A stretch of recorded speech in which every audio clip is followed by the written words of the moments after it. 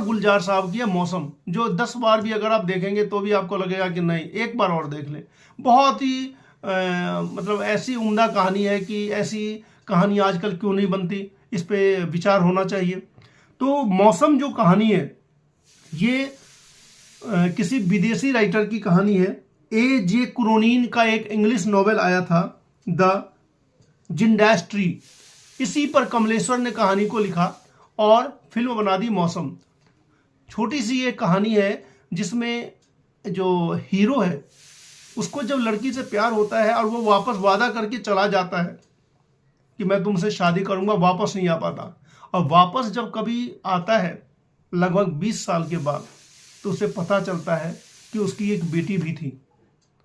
और जब उसको ये पता चलता है कि जो जिससे हमने प्यार किया था उससे मेरी बेटी भी है, तो उस बेटी तक जो पहुंचने की जो कसमकस है, यही पूरी फिल्म है। और इस फिल्म में गुलजार साहब का जो डायरेक्शन होता है बहुत ही अच्छा होता है। आप एक सेकंड के लिए भी आपको बोर फील नहीं होता है, आपको लगता है कि अब आगे क्या होगा। तो इस फिल्म को भी आप जरूर देख सकते हैं। सारी की सारी फिल्में आजकल इतनी सुविधा हो गई है कि यूट्यूब पर आसानी से मिल जाती हैं और लगभग ये सारी फिल्में HD क्वालिटी में है।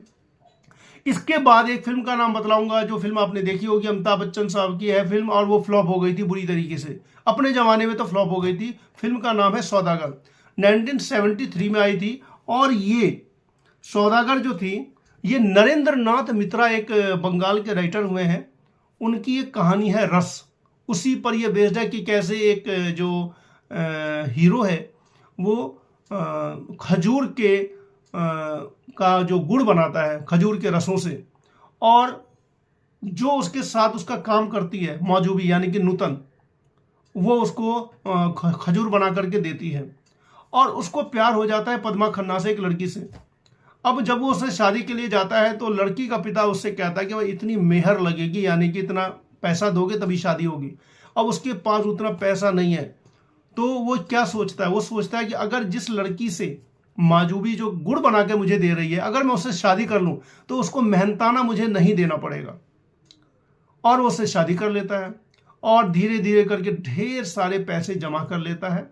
और जब इतने पैसे हो जाते हैं कि मेहर की रकम दे सके, तो वो माजूबी को तलाक दे देता है। यही कहानी का जो कह सकते हैं कि एक तरीके से ट्रेजेडी है। बाद में उस नूतन की भी शादी हो जाती है, फिर वो जिससे शादी करता है उसको गुड़ बनाना नहीं आता। बहुत ही इंटरेस्टिंग कहानी है, आप चाहे तो देख सकते हैं।